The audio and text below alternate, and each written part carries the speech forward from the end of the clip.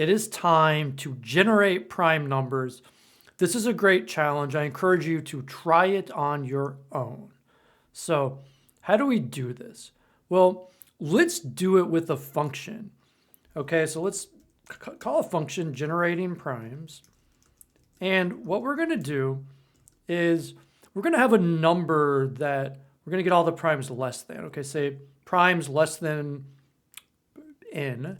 And we're going to actually start with a list of primes. Okay, this is a really nice idea because you can actually generate primes to expand upon the list and then use that list to find more primes.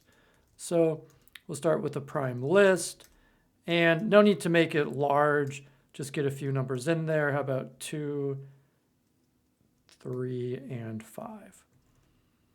Okay, and we have a default parameter there, which means we can change this in subsequent iterations of this function. Now, what numbers are we going to check? Like, let's say n is 100. What's the first number that we're going to check? Well, another advantage of starting with a prime list is that you don't need to check 6. We can forget about the even numbers. We can just start with 2 plus 5, which is 7. And so if we're going to check a range of numbers, it's say for I in range, what's our range here? Okay, we want to go to the end of the prime list. And the reason why I'm using the prime list and not a number here is because we want to eventually put a larger list in there. And so that's how you get the last element of the list. That's 5 in this case, but I want to add 2 to it. So that's the first number. And then I want to go all the way up through n. Okay, so basically now I'm checking the number 7. Now I want to check to see if 2, 3, and 5, if any of these numbers divide 7. Okay, so when I'm inside of this for loop, okay, I'm checking now, say one number at a time, like the number 7. And to do that check properly, I want to loop through the list of primes.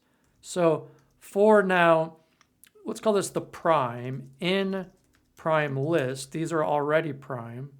Okay, so this is the 2, 3, 5, and 7. I want to see if I, which is number 7, mod prime is equivalent to 0. Okay?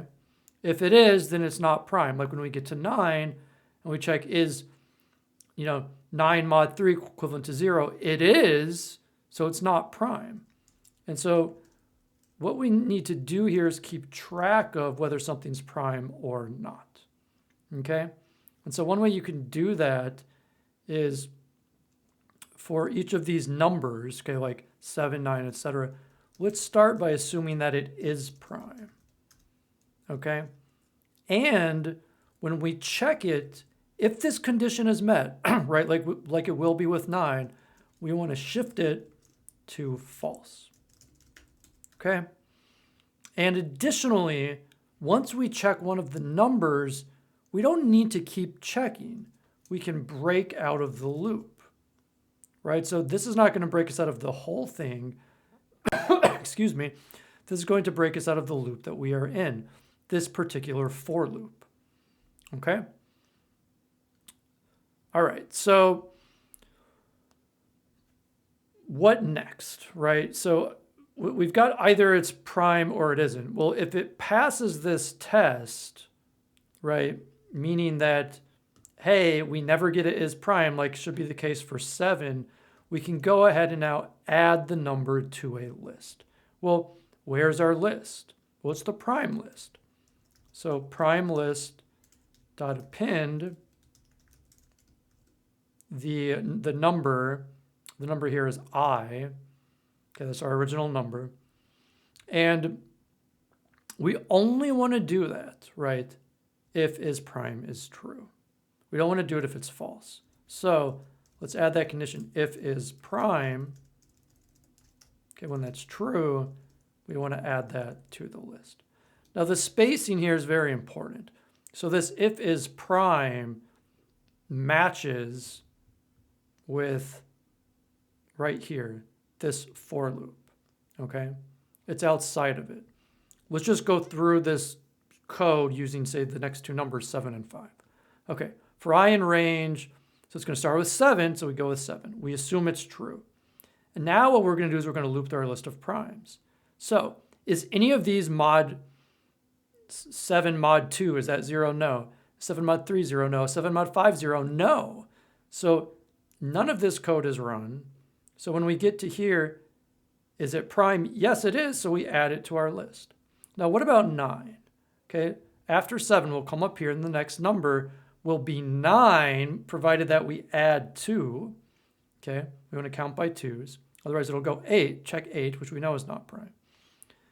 Now, we assume it's true, and then we go to our list. Okay, is 9 mod 2, 0? No. Is 9 mod 3, 0? Yes. So it should run it's false. We break out of this for loop, go to the next line. This is false. And so we do not append. Okay. The only other caveat I think that we could add here is when do we stop checking, right? Like if we're going to check to see if the number 97 is prime, do we have to check all the way up to 97? Well, no, we only have to check as high as the square root of the number. Okay, so that's another condition that we want to break out of. So it's not just the case that we have to check every prime in the list, right? We're checking all these numbers. Is it prime? Well, once we get to the square root, we can break out, and it's worth adding that check because it'll make the code much faster. Okay, so this is an additional check. So if the prime is greater than, okay, how do we get the square root? Well, the square root would be I here, that's our number, to the 0.5 power. We cannot bother checking it. So if we consider like 97, well, once we're in double digits, like say we're after once we're up to 11, 11 squared is 121, we don't actually have to check anymore. We know it's going to be prime, okay? So when this is the case, we also want to break out of the list. So two conditions are going to cause us to break. One, if the numbers get too big, and two, if in fact it divides it evenly, then we know it's not prime. Okay. And then finally at the end, very end, and to line it up at the end, you've got to match your first indentation. We can just return the list. Okay, let's see if this works. I can tell you from doing this, I have done this before. This is not something that one could typically just code. Oh yeah, here's how you do it. I've actually tried this before, had some experience with it, definitely some false starts in the past. So it's definitely something tricky. And, I would encourage you to sort of experiment on your own and try it on your own. So let's check to see how many primes can we find less than 100. Okay, well, if we run it, let's check the list and see does it work. And you can see, in fact, these are all prime, and it ran it pretty quickly. So that's pretty cool. And so here's something else I can do. Instead of just showing it, I can have an updated prime list. So if I call it something like updated prime list, okay, that gives me all the primes less than 100. What's cool about that, now what I can do is I can call generating primes. And when I start it, say with looking for numbers less than 1,000, for my prime list, right, I can set that equal to the updated prime list, which would be the primes less than 100. Okay, and that's going to save time in the code. And I could call this, it can be nice to actually have the numbers. So 100 prime list could be like less than 100. For instance, 1,000 prime list could be less than 1,000. That way we're keeping track of what these lists actually do. So 1,000 prime list. Okay, and if we run that now, well, first of all, I need to rerun this to the 100 prime list. Remember, just because you make a change, it doesn't actually count in code until you change it, until you run it. Okay, so now I've got 1,000 prime list, and we could just look at it, to see, did this work? Well, you can see it's got the numbers at the beginning that are the same. And look at that. It looks good. It's hard to know for sure, right, if all of these numbers are prime, but I think based on the code, based on what I'm seeing, it looks pretty good.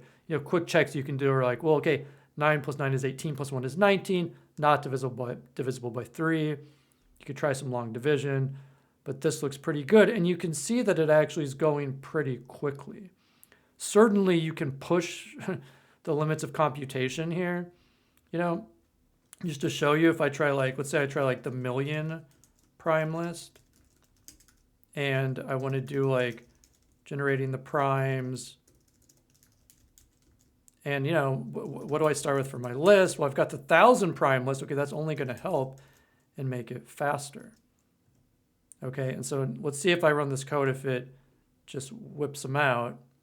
I realize I need to put in here a million. So 1, 1, 2, 3, 4, 5, 6. Okay, 6 zeros is a million. And it's taking time. That's because, it actually completed in 3 seconds. Okay, so it didn't take that much time. Anyway, you can push the limits of computation with this. Colab does have its own little timer here where you can see. And I think it's pretty amazing because, if you go back to before the computer era, determining primes that were close to a million would have been extremely difficult. People did do this kind of work, but now we can do it quickly through understanding computer algorithms. And so I hope that you can understand this one, take time, try to code it on your own, or take some time to try to understand it so that it makes sense. And have fun with primes. Primes are sort of one of the great mathematical edifices, like how the chemists say, all matter, we say this as a society, all matter is made up of atoms, right? Mathematicians will say, well, all numbers are made up of primes. And generating primes and finding the largest prime is really a special subfield within mathematics.